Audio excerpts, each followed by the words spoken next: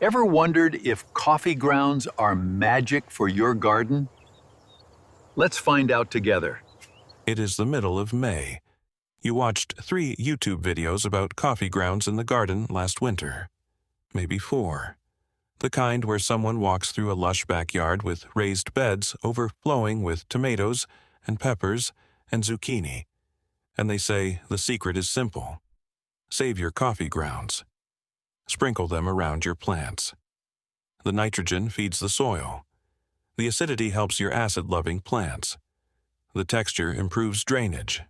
The smell keeps pests away. You wrote it down. You felt good about it. Free fertilizer, sitting right there in your kitchen every single morning. So, in April, when you put your seedlings in the ground, you started saving. Every morning, you dumped the grounds from the filter into a bowl on the counter. Some days, you had half a cup. Some days, you had a full cup. By the end of the first week, you had a mason jar full of dark, damp, coffee-smelling grounds sitting next to the sink. You carried it out to the garden and sprinkled it around the base of your tomato plants, around the peppers, around the strawberries. It felt like doing something right. Like being the kind of person who wastes nothing and knows a trick the garden center does not sell in a bag. By the end of week 2, the tomato leaves closest to the soil were starting to curl at the edges. You figured it was the heat. Week 3, 2 of the pepper seedlings had stopped growing entirely. Small, pale, not dead, but not growing, like something had told them to stop. The strawberry patch looked fine, maybe. Hard to tell. You added more grounds because you had read somewhere that you were not using enough. Week 4, you pulled back the crust of dried coffee grounds from around the base of one of the tomato plants, and soil underneath was hard and gray and almost repellent to water. You poured a cup of water on it, and the water ran sideways instead of soaking in. You stood there in your garden in the middle of May, and you looked at plants that were supposed to be thriving, and you could not figure out what you had done wrong. You had done the thing everyone online said to do, the free thing, the smart thing, the sustainable thing. And your plants looked worse than your neighbors, who does nothing special and just waters on Tuesdays. Now, I want you to sit with this for a moment. The coffee grounds hack is one of the most shared pieces of garden advice on the internet. It has been pinned, reposted, turned into reels, made into morning routine videos, and recommended by accounts with hundreds of thousands of followers. And almost none of them tested it. Not seriously. We tested it thoroughly, so you don't have to guess anymore. Not with a control group. Not for a full growing season, not with honest reporting of what went wrong alongside what went right. We did. For 30 days this spring, we ran coffee grounds through a real backyard garden on 2 identical raised beds, same soil mix, same seeds, same watering schedule, same sun exposure. One bed got the coffee grounds treatment exactly the way the popular videos describe it. The other bed got nothing extra at all. We took photos every 3 days. We measured growth. We tested the soil pH at the start and the end. We tracked what changed and what did not and what got worse. And at the end of 30 days, we sat down and looked at the honest results, not the ones we had hoped for when we started. What we found is more complicated than the internet wants it to be. There are real conditions under which coffee grounds do something genuinely useful in a garden. There are other conditions, far more common, under which they do nothing or quietly cause harm while the gardener stands there wondering what went wrong. And the difference between the two is not something most of the viral videos ever explain, because the difference is not simple, and simple is what gets shared. Here is what nobody tells you at the start. Coffee grounds are not plant food. They are not fertilizer in any straightforward sense. The nitrogen in them is locked up in a form that most soil cannot quickly release. The acidity in them is milder than almost every source claims and disappears faster than you would expect. Surprised? Coffee grounds aren't as acidic as you might think. And when you pile them directly around the base of a plant, the way the pretty garden videos show, they can form a crust that actually seals the soil surface and turns water away from the roots instead of letting it in. None of this means coffee grounds are useless. They are not. But the way 90% of people use them based on what they see online is not the way they work.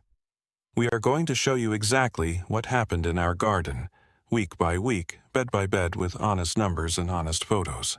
We are going to show you what the science actually says, what old gardeners who composted for decades knew that the internet skipped over, and what the 3 conditions are that have to be in place before coffee grounds do anything worth doing in your soil. By the end of this, you will know whether the jar of grounds on your counter is an asset or a slow mistake, and you will never again sprinkle them around a plant and hope for the best. There is a reason the coffee grounds garden hack spread the way it did. It has all the ingredients of a perfect piece of shareable advice. It is free. It is tied to a daily habit almost every American already has. It feels resourceful and a little bit clever, like you figured out something the garden center does not want you to know. And it has just enough real science underneath it to sound credible. Someone explains it in a 60-second video over footage of healthy green plants. The problem is that the real science and the viral version of the science are not the same thing. Let me walk you through what coffee grounds actually contain and what that means for your soil. Once you understand the real picture, the results we saw in our garden will make complete sense. Coffee grounds do contain nitrogen. That part is true. Depending on the source, used coffee grounds run somewhere between 1 and 2% nitrogen by dry weight. For comparison, a standard balanced fertilizer like a 10-10-10 mix is 10% nitrogen by weight. So grounds are not nothing, but they are not rich either. More importantly, the nitrogen in coffee grounds is bound up in organic compounds. Soil microbes have to break down these compounds before plants can access any nitrogen. This process takes time. Weeks, sometimes months. It depends on your soil temperature, moisture levels, and microbial population activity. When you sprinkle fresh grounds around a seedling in April and expect a nitrogen boost, you are asking for something the chemistry cannot deliver on that timeline. The nitrogen is there. It is just locked in a room the plant cannot enter yet. The acidity claim is the one that has done the most damage. It is the one repeated most confidently, and it is the most consistently wrong in practice. Used coffee grounds, the kind that have already been brewed, have a pH between 6 and 6.8. That is nearly neutral. The acidity of coffee is largely water-soluble, and it goes down the drain with the brew. What you are left with in the filter is a material only mildly acidic at best. It loses even that mild acidity quickly once in the soil and exposed to rain and irrigation. The idea that sprinkling coffee grounds around your blueberries or azaleas will meaningfully lower your soil pH is not supported by tests. If your soil pH needs correcting, you need sulfur or a proper acidifying amendment. These should be applied based on an actual soil test. For real pH change, trust sulfur, not coffee grounds. Coffee grounds are not doing that work regardless of how many times the claim gets repeated. The drainage and soil texture argument is the most nuanced of the 3. Coffee grounds have a loose, gritty texture that feels like it should improve compacted soil. In small amounts mixed into a larger volume of soil or compost, they contribute some organic matter and a bit of physical structure. But here is what the videos never show you. Used coffee grounds, when they dry out, form a dense water-repellent crust. The particles are fine enough and pack tightly enough that a layer of dried grounds on soil surface sheds water rather than absorbing it. We saw this directly in our test bed. Water applied to a surface covered in dried coffee grounds ran to the edges of the raised bed. It did not soak straight down to the roots. The plant was being watered. The roots were not. Now, here is what the old gardeners knew that the internet quietly left out. Before coffee grounds became a viral garden hack, serious home composters were using them for decades. The way they used them was specific. Grounds go into the compost pile, not directly onto the soil. In a compost pile, grounds are mixed with browns. Browns are carbon-rich materials like dried leaves, straw, and cardboard. This ratio gives microbes what they need to break everything down properly. The nitrogen in the grounds feeds the microbial activity that heats the pile and accelerates decomposition. Over weeks and months, that process converts the locked-up nitrogen into forms plants can actually use. The finished compost carries that nutrition into the garden in a way the soil can accept. The grounds also attract earthworms in a compost environment, which is where the worm claim comes from. But worms are drawn to the microbial activity in a healthy compost pile. Dumping raw grounds directly on garden soil does not reliably reproduce that effect. The difference between putting grounds in a compost pile and putting grounds directly on your garden bed is not a small distinction. It is the entire distinction. One works with the biology of decomposition. The other skips it and hopes the soil will do in days what a compost pile takes months to accomplish. What happened to that knowledge is not hard to explain. A 60-second video cannot show you a compost pile maturing over 3 months. It cannot show a soil test taken before and after. It cannot show a control bed sitting next to the treatment bed for comparison. It shows a person with good-looking plants saying a confident thing. The confident thing gets shared, and the composting step gets dropped because it is slow and unglamorous and does not film well. The result is a nation of gardeners standing in their yards with mason jars of used grounds. They sprinkle them around seedlings every morning with good intentions. They wonder in May why the plants look the way they do. We were those gardeners, and our test bed showed us exactly why. Week 1 started with the kind of optimism that makes you take a lot of photographs. Both raised beds were identical going in. Same dimensions, 4 feet by 8 feet. Same soil mix, 2 parts topsoil, 1 part compost, 1 part perlite, measured and mixed in a wheelbarrow before we filled either bed. Same seeds, Roma tomatoes, bell peppers, and a row of lettuce down the front edge of each. Planted the same morning, watered from the same hose at the same time each day, sitting 6 feet apart in the same section of backyard with the same sun exposure from east to west. We took a soil pH reading from each bed before we planted anything. Bed 1 came in at 6.4.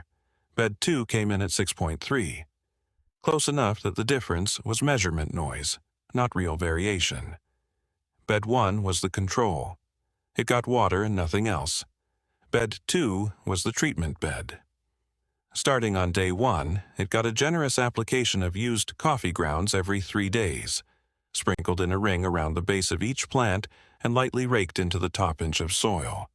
Exactly the way the most popular videos demonstrate the technique. We saved grounds from a standard drip coffee maker, 2 cups of coffee per morning. We applied everything we collected over 3 days in each application. Just sprinkling grounds? There's a better way to use them. No measuring, because the videos do not measure. They just say, use your grounds, and we followed the instructions as most people actually follow them. By the end of week 1, both beds looked essentially the same. The tomato seedlings in both beds had put on a little new growth. The pepper seedlings were still small and slow, the way pepper seedlings always are in the first week. The lettuce rows were coming in thin and even. If you had looked at a photograph of each bed without knowing which was which, you could not have told them apart. We noted this and kept going. Week 2 is where the first thing we had not expected showed up. It was not in the plants, it was in the soil surface of bed 2. The coffee grounds between applications were drying out and forming a thin crust across the top of the bed. Not dramatic, not alarming looking. Just a dark, gray-brown film over the soil between the plants. When we applied the next round of grounds on day 6, we noticed that the previous application had compacted slightly. We raked it in as instructed and added the new grounds on top. The soil underneath, when we pushed a finger in, felt fine. We kept going. The lettuce in bed 2 started to look marginally less vigorous than the lettuce in bed 1 by the end of week 2. The leaves in the control bed were a deeper green, and the rows were slightly fuller. We photographed both rows side by side, and the difference was subtle enough that we debated whether we were seeing something real or just looking for differences because we expected to find them. We measured the tallest lettuce plant in each bed. Control bed, 4.5 inches. Treatment bed, 3 3/4 inches. Small gap. We noted it and moved on. Week 3 is when the experiment stopped being subtle. The tomato plants in the control bed had put on noticeable new growth. The first true leaves above the seed leaves were fully open, and the plants had a dark, healthy green color. In the treatment bed, 2 of the 3 tomato plants looked similar. The third one, the one that had received the heaviest concentration of grounds directly around its stem in the first 2 weeks, had leaves that were lighter in color, almost yellow-green at the edges, and the lower leaves were curling slightly inward. Not dead, not dramatically distressed, but clearly not the same as its neighbors in the other bed. We pulled back the crust of dried grounds around that plant on day 16. We found what we had read about but had not fully expected to see with our own eyes. The soil surface underneath the dried layer was hydrophobic. That is the technical word for it.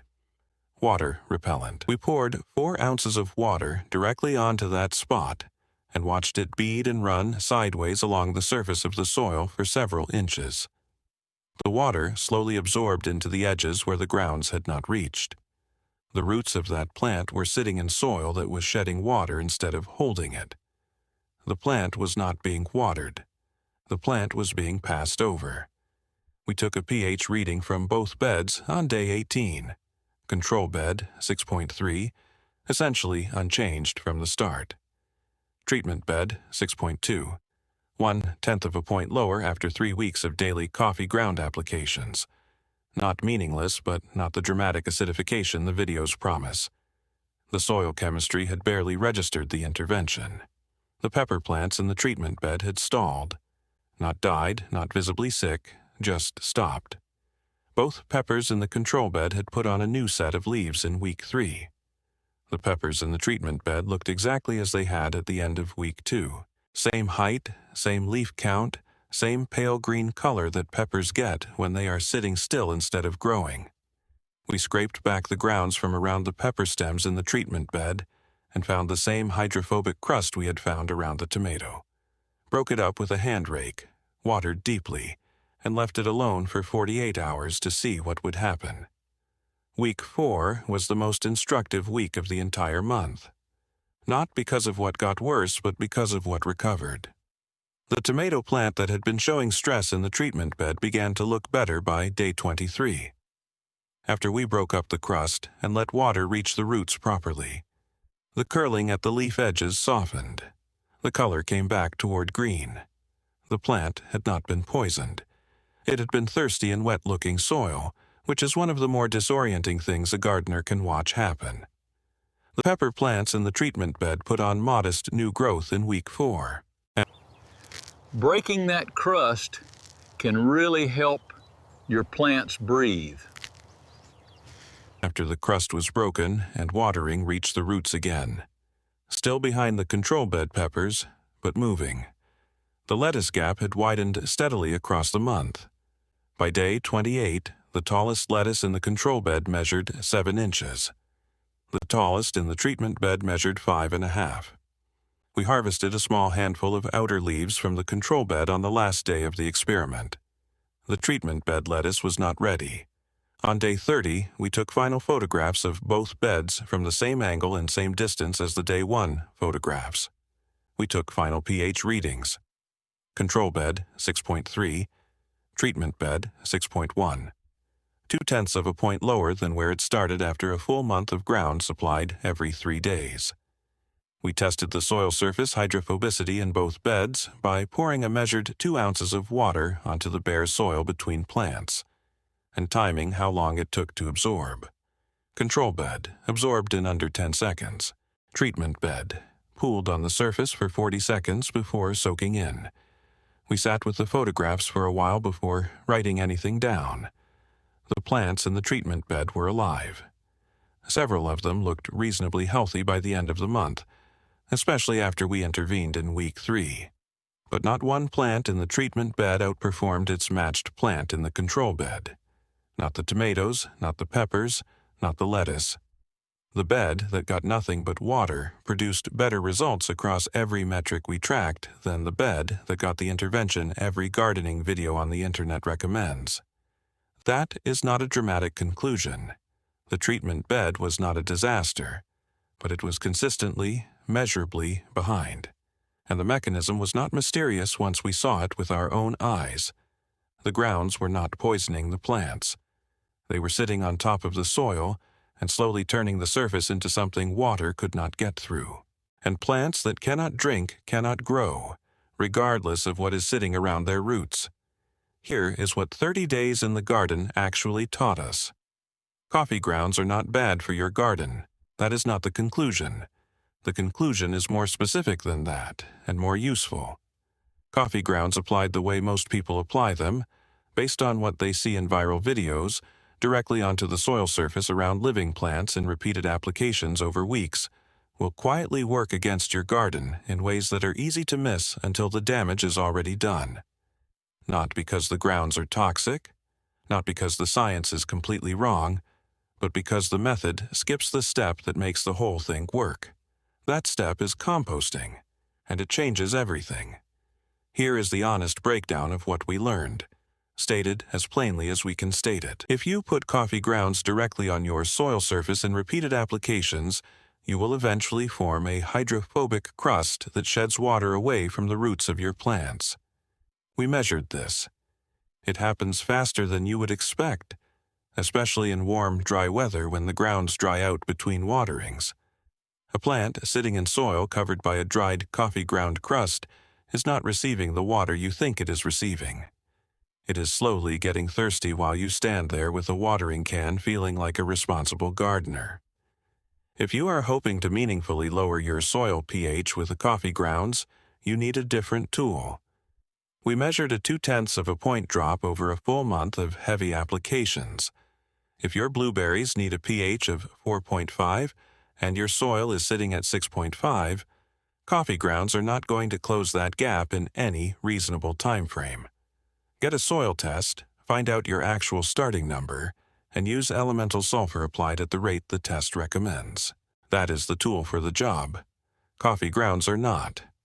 If you are expecting a nitrogen boost to show up in your plants within weeks of applying grounds to the soil, it will not arrive on that schedule. The nitrogen is real, but it is locked. The soil microbes that unlock it need time and the right conditions, and bare soil with a layer of dried grounds on top is not those conditions. Now, here is where it gets more useful, because there are real ways to use coffee grounds in a garden that actually work. The first and most important one is the compost pile. This is what the old composters knew and what the viral videos skipped. Add your grounds to your compost bin or pile, along with your browns, your dried leaves, your cardboard, your straw. Into the compost they go. That's where the magic happens. The standard guidance is to keep your compost roughly 30 parts carbon to 1 part nitrogen by volume, and grounds are a nitrogen contributor that helps heat the pile and feed microbial activity. In a working compost pile, the grounds break down over weeks and months into finished compost that carries genuinely available nutrition into your soil in a form plants can use immediately. This is not a hack. This is how organic matter has always worked.